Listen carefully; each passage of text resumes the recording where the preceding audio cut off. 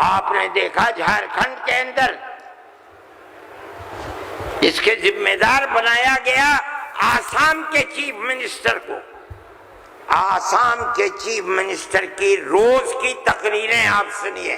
مسلمان کو مسلمان نہیں کہتا، اس کی زبان سے مسلمان کا نام نہیں کہتا، ہمیشہ گھس بیٹھیا کہتا ہے.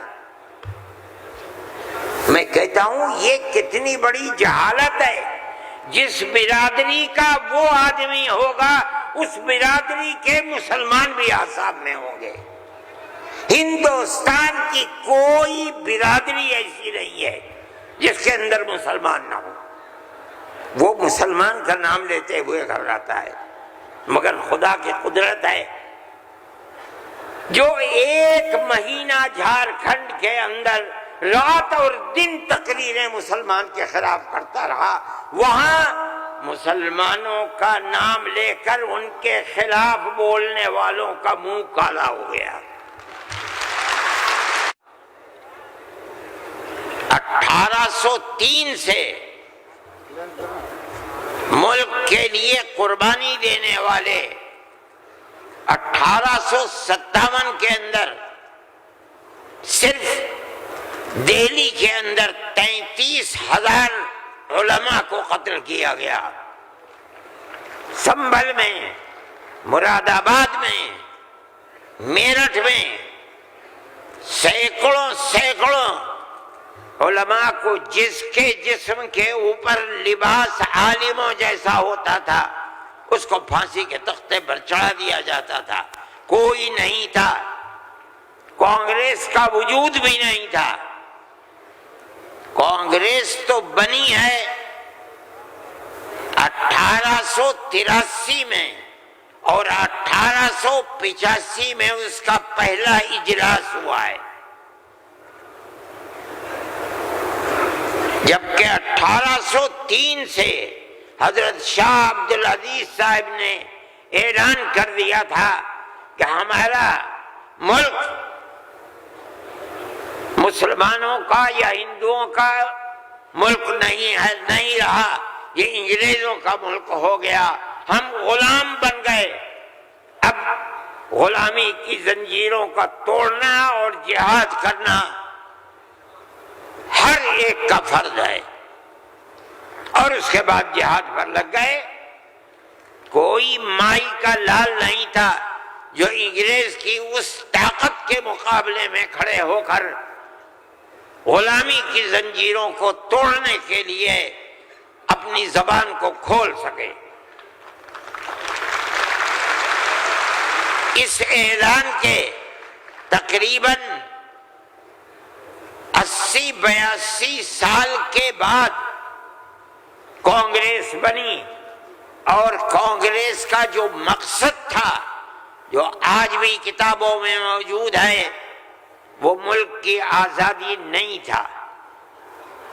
مقصد تھا کہ جو 2 جہاد ہوئے ہیں 1832 اور 1857 میں، اس کی وجہ سے جو ملکہ برطانیہ اور ہندوستان کے بسنے والوں کے درمیان دوری ہو گئی ہے، اس دوری کو دور کیا جائے اور حالات کو صحیح کیا جائے. علماء کا یہ نظریہ نہیں تھا. علماء کہتے تھے ملک غلام ہو گیا، غلامی کی زنجیروں کو توڑو، انگریز کو بھگاؤ، ملک کو آزاد کراؤ. یہ تو حالات تھے جس کے اندر مسلمان داخل ہوئے کانگریس میں. موجود ہیں. ایک شخص نے حضرت گنگوئی رحمت اللہ علیہ جو ہمارے بزرگ ہیں، دارالعلوم کو کی بنیاد رکھنے والے ہیں، سن 1857 کے اندر جیل میں بند ہو گئے تھے. یہ سمجھتے تھے کہ قتل کر دیا جائے گا بغاوت کے الزام میں، لیکن چھوٹ گئے. ان سے پوچھا کہ ایک جماعت بنی ہے جس کے بنیادی کردار ہندو بنا رہے ہیں، کیا مسلمانوں کے لیے اس میں شریک ہونا جائز ہے؟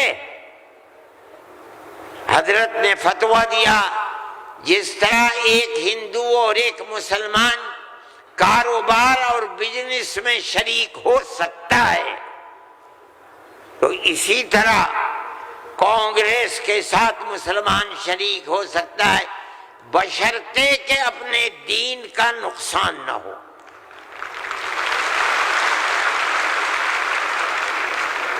اس کا مطلب نہیں سمجھے تھے لوگ، مطلب یہ ہے کہ ہماری تحریک ہے کہ مسلمان اور ہندو جب تک ساتھ نہیں ہوگا ملک آزاد نہیں ہوگا۔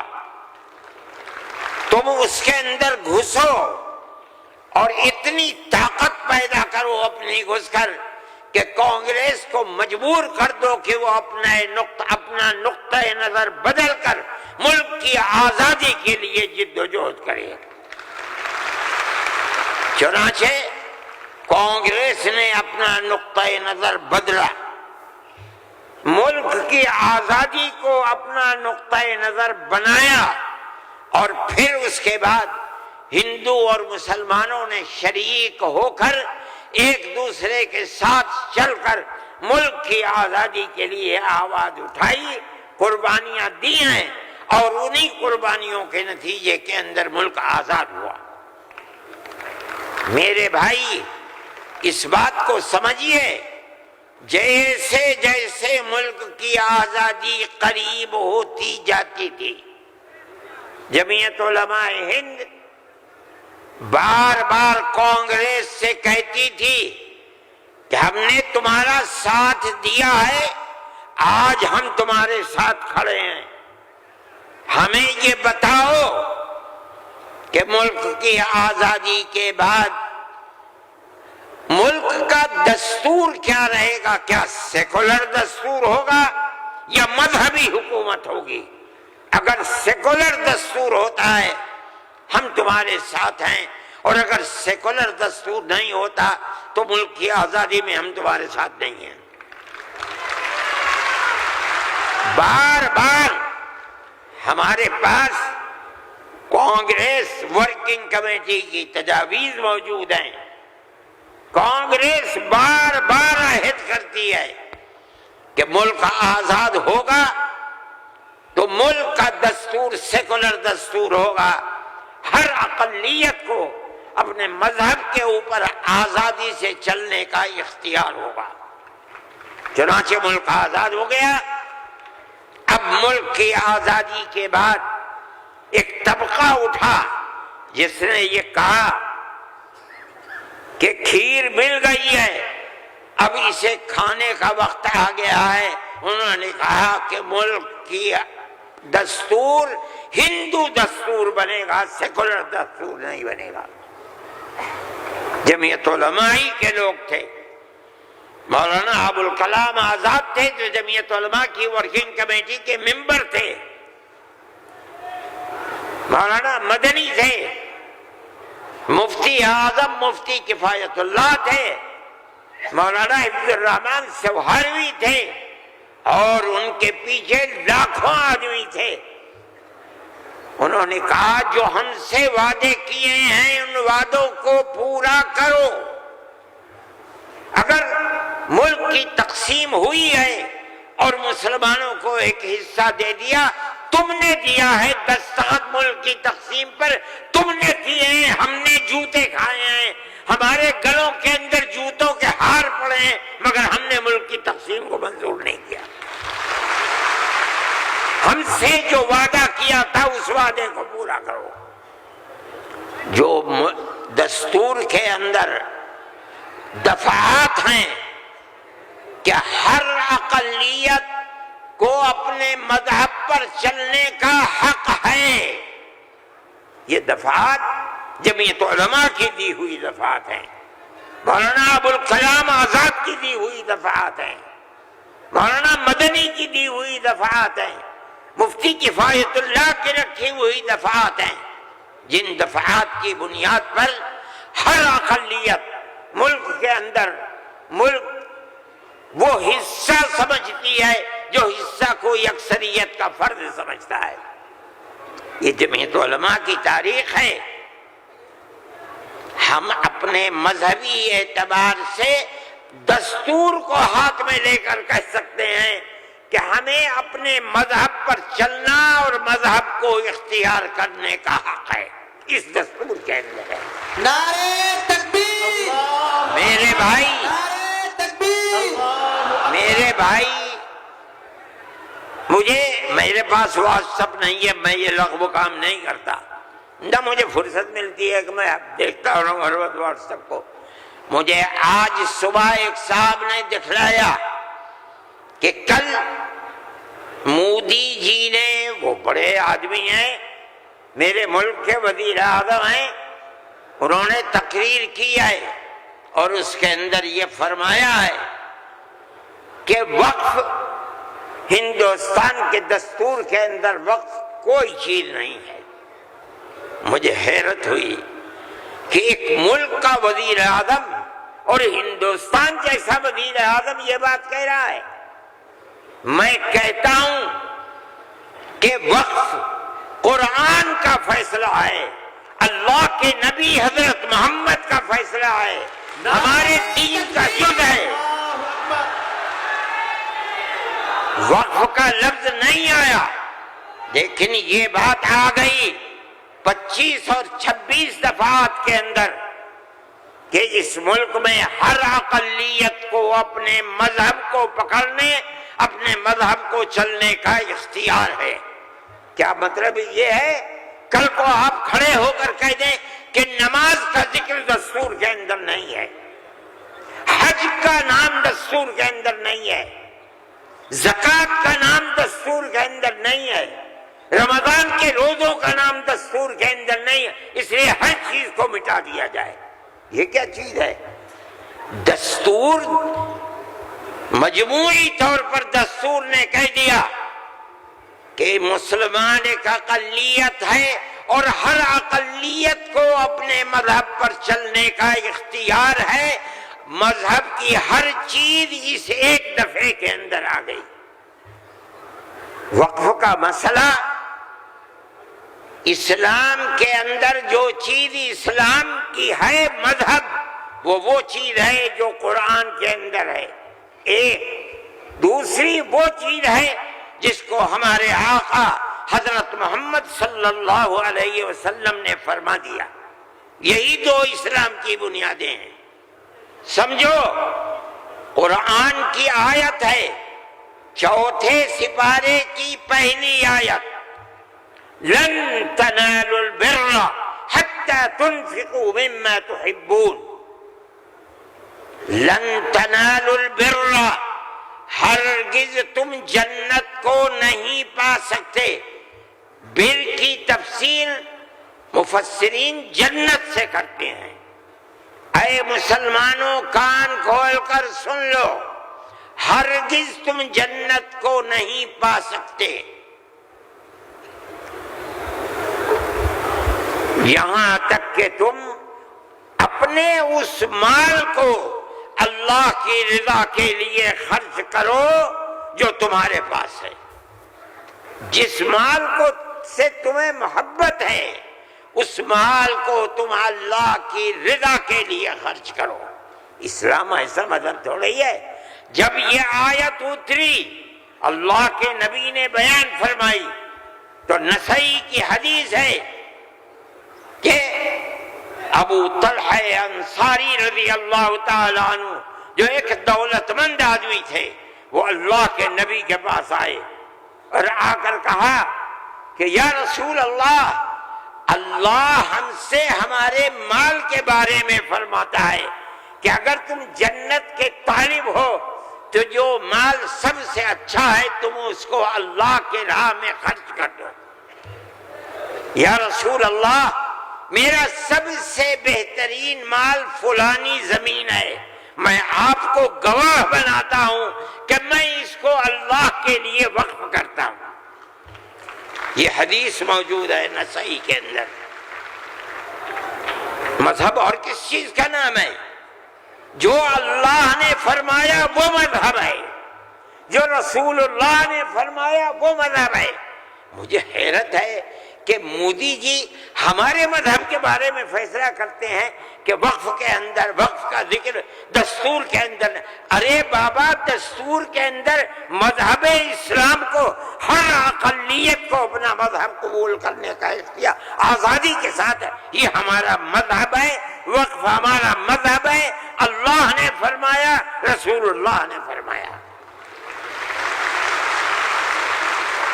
حدیث کے اندر آتا ہے کہ جب انسان مر جاتا ہے، یہ مسلم کی حدیث ہے، اذا مات الانسان انقطع عمله عنه، جب آدمی مر گیا اب اس کے اندر کام کرنے کی طاقت بھی نہیں ہے، اب اسے کسی چیز کا ثواب ملتا تھا، نماز پڑھنے کا، روزہ رکھنے کا، نہ نماز پڑھ سکتا ہے نہ روزہ، مگر فرماتے ہیں 3 چیزیں ایسی ہیں مرنے کے بعد بھی آدمی قبر میں چلا گیا اسے ثواب ملتا رہتا ہے۔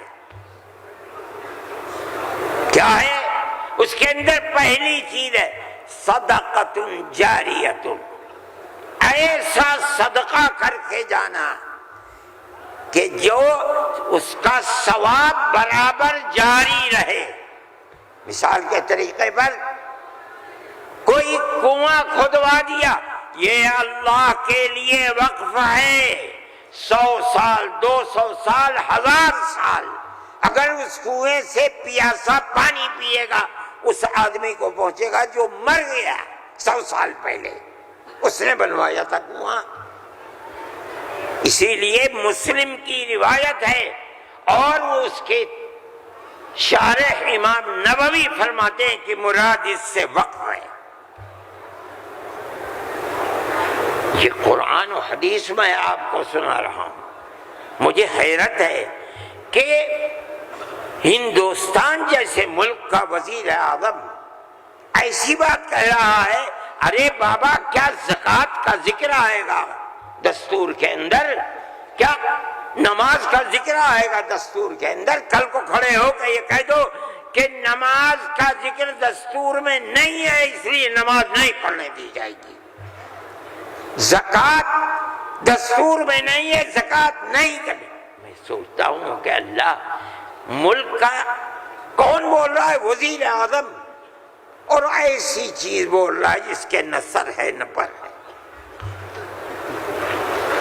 ہم اس کے مخالف ہیں، ہم کہتے ہیں پڑھو، خود نہیں پڑھتے، پڑھے ہوں کو بلاؤ، ان سے پوچھو دین کیا ہے، مذہب کیا ہے، ہم بتائیں گے۔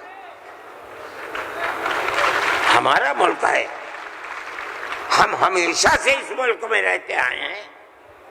اگر ہندو کی ذات برہمن ہے، جاؤ کشمیر میں مسلمان بھی برہمن ہے۔ اگر ہندو تیاگی ہے، مسلمان بھی تیاگی ہے۔ اگر ہندو راجپوت ہے، مسلمان بھی راجپوت ہے۔ ہم کہاں سے آئے ہیں؟ ہم تو اسی ملک کے رہنے والے ہیں۔ جس کو ہندو کوئی مذہب پسند ہے وہ ہندو مذہب کے اوپر ہے، جسے عیسائی مذہب پسند ہے وہ عیسائی بن گیا، جسے سکھ مذہب پسند ہے وہ سکھ بن گیا، جسے اسلام مذہب پسند ہے وہی مسلمان بن گیا۔ لیکن جس طرح ایک گھر کے اندر 5 بیٹے ہیں، ایک ٹھگنا ہے، ایک لمبا ہے، ایک کالا ہے، ایک گورا ہے، یہ اختلاف باپ اور ماں کے اندر اختلاف کو پیدا نہیں کرتا۔ اسی طرح ہمارا مذہب ہے کہ آدمی کسی بھی مذہب کو اختیار کر لے، لیکن ہندوستانی ہونے میں ملکی اعتبار سے کوئی فرق نہیں ہے۔ ہمارا مذہب ہے، ہم اس کو مانتے ہیں اور یہی ایک حقیقت ہے۔ لیکن برا ہو اس نفرت کی سیاست کا، ایک ایسی بات کہہ رہے ہیں جس کے نہ سر ہے نہ پیر ہے، ایسا معلوم ہوتا ہے جیسے ہر مذہب کی ایک ایک جزئی چیز کو دستور میں ہندوستان کے اگر لایا جائے گا تو وہ دستور ہوگا، نہیں لایا جائے گا دستور نہیں ہوگا۔ لیکن میں کہتا ہوں کہ یہ غلط ہے، مودی جی کو ایسی کچی بات نہ کہنی چاہیے، لیکن دنیا ہے ہر بات کو کہتی چلی جا رہی ہے۔ آپ کے برابر میں جب ملک کا پرائم منسٹر یہ باتیں کرتا ہے جس سے مسلمانوں کے خلاف نفرت ظاہر ہوتی ہے، ملک کا ہوم منسٹر ایسی باتیں کرتا ہے تو دوسرے کیوں نہ کریں گے؟